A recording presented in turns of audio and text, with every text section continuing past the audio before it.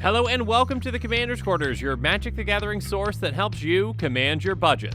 This show and episodes like this one are possible thanks to viewers like you. If you're looking for an easy way to help support this show, make sure that you like, share, and subscribe. Also, hit that bell notification icon so you don't miss any new episodes. You can also go check out our playmats and other merchandise at thecommandersquarters.com. We also have a ton of brand new t-shirt designs in stock, so make sure you check out those as well. Another easy way to support this show is with our TCG Player affiliate links. So whether you're buying a deck or individual cards, you can use this general link right here or one in the description. And the final way that you can support this show is by supporting us directly by becoming a patron. There are many benefits to being a patron, and I truly couldn't do this without all of their support. There's even a brand new Brigadier General tier where you can get a shout out on a Commander's Quarters episode that's dedicated to you. Hey everyone, Mitch coming in from the Commander's Quarters studio. Welcome to the show.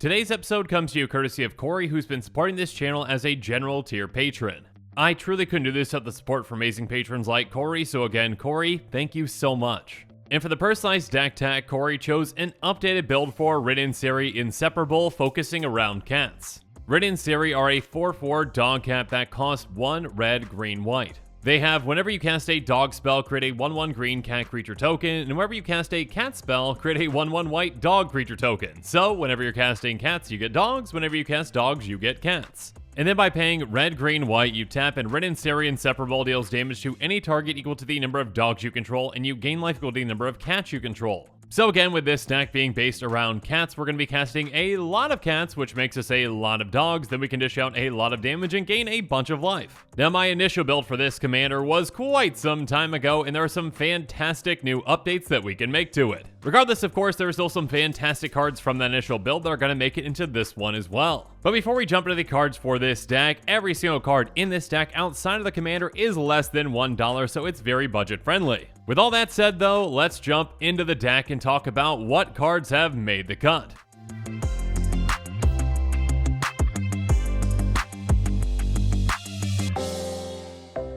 And actually, today we're going to be starting off with the Golden Pig of this deck, which is the number 1 card out of our 99.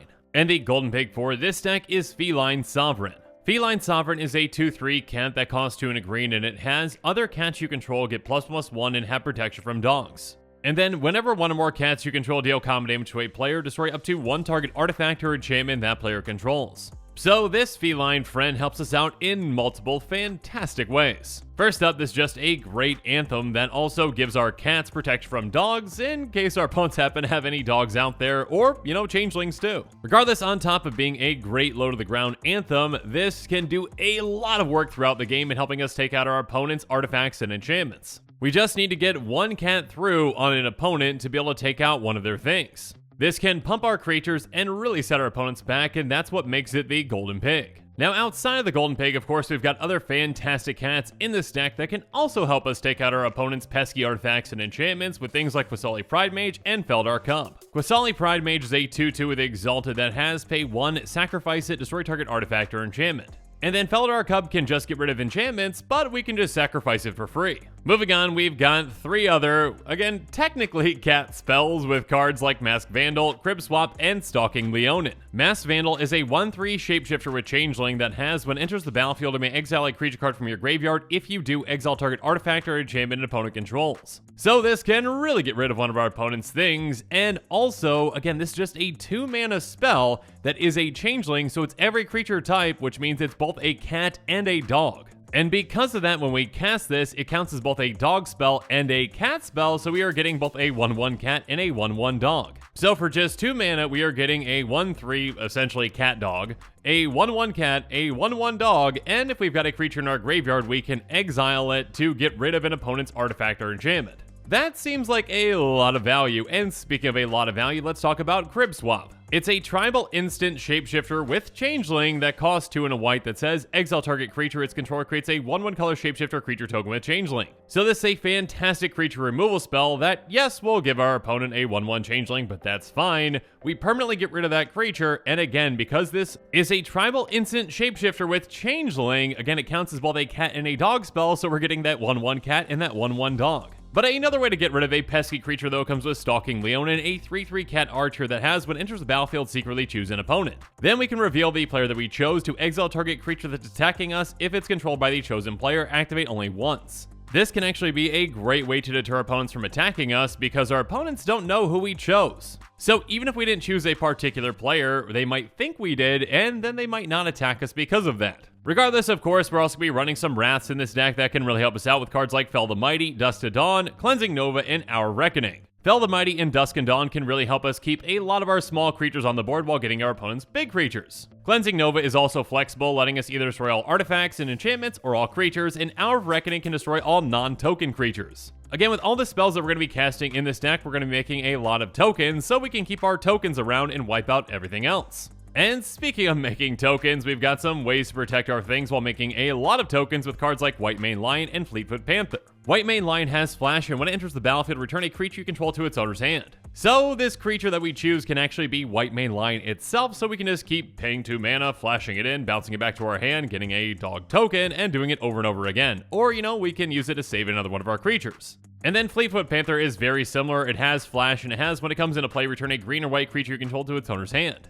So basically, same thing. And then Bronzehide Lion is a 3/3 cat that we can pay green and white to make it indestructible until end of turn, and on top of that, when it dies, we can bring it back to the battlefield as an aura enchantment with enchant creature you control and pay green-white. Enchant creature gains indestructible until end of turn, and it loses all their abilities. But of course, we also have some ways to protect our entire team with cards like Unbreakable Formation, Rootborn Defenses, and Make a Stand. All these are going to give creatures we control indestructible until end of turn, and Unbreakable Formation is going to give them +1/+1 counters and Vigilance until end of turn if we cast it during our main phase. Rootborn Defense is going to have us populate so we can make an extra token, and Make a Stand is going to give all of our creatures +1/+0. But outside of getting rid of our opponent's things and keeping our things safe, what else do we want to do with this deck?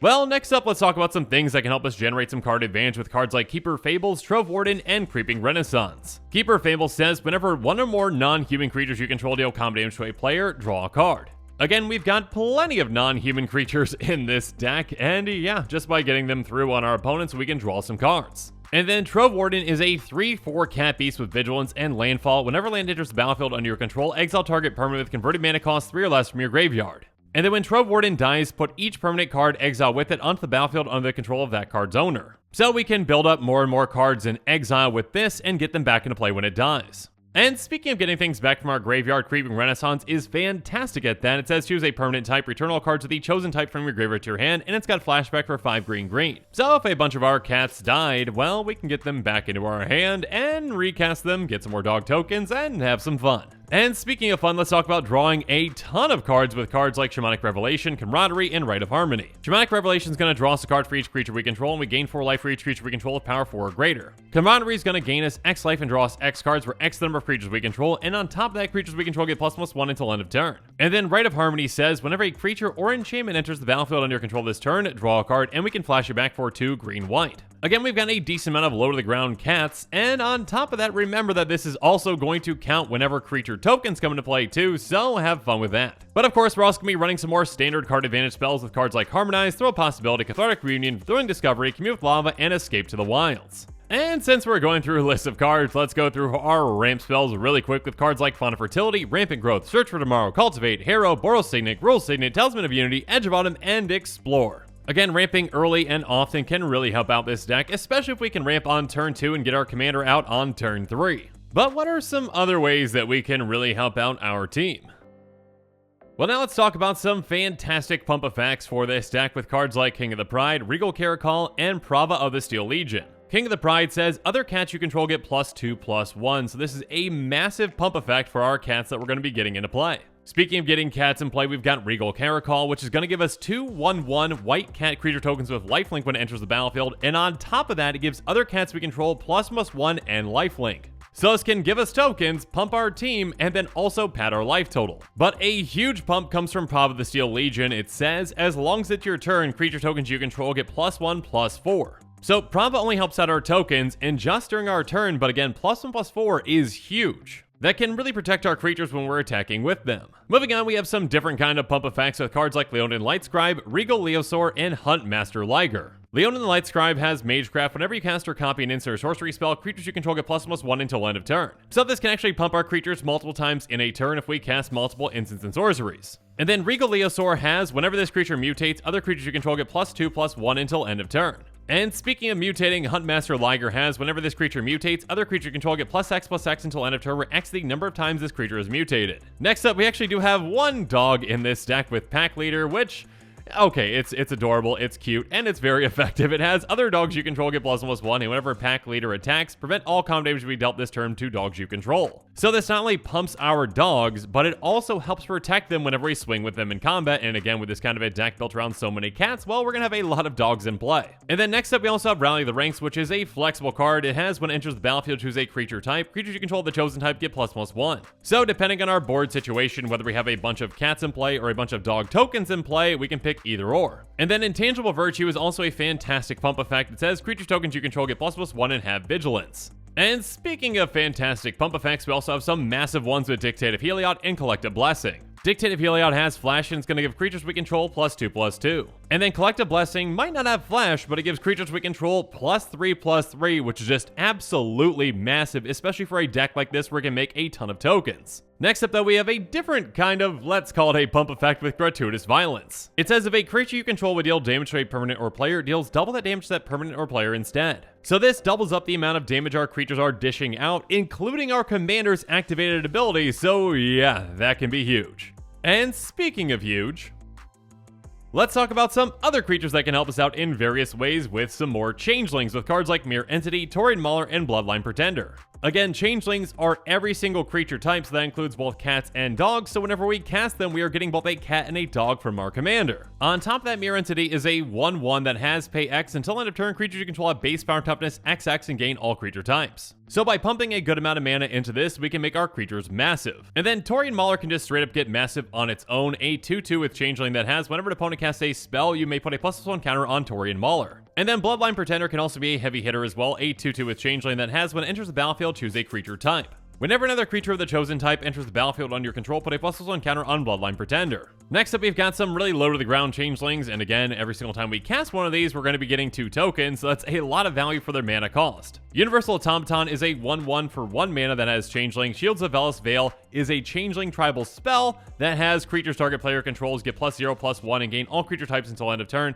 And Guardian Glade Walker is a 1/1 shapeshifter with changeling that has, when it enters the battlefield, play +1 counter on target creature. And then next up at 2 mana, we've got Fire Belly Changeling and Woodland Changeling, which are both just basically, you know, changelings that cost 2 mana, but that doesn't really matter because again, when we cast them, we are getting 2 more bodies on the field thanks to our commander. And speaking of getting bodies on the field, Irregular Cohort is a 2/2 shapeshifter with changeling that has, when it enters the battlefield, create a 2/2 shapeshifter with changeling. So though this one costs 4 mana, again because it is both a cat and a dog, we're going to be getting a cat and dog in play, so that's 4 creatures for 4 mana, and yeah, sign me up for that. And speaking of getting more creatures, we've got Garrison Cat, Sacred Cat, and Cub Warden. Garrison Cat is a 1/1 cat, and when it dies, we create a 1/1 white human soldier creature token. Sacred Cat is a 1/1 cat with lifelink for just a white mana, and it's going to embalm for a white. And then Cub Warden is a 3/5 with lifelink and has, whenever this creature mutates, create 2 1/1 white cat creature tokens with lifelink. This deck can definitely be very effective at going wide and making the most out of those anthems that we're going to be using. But now that we've gone through every single non-land card in this deck, let's talk about the price.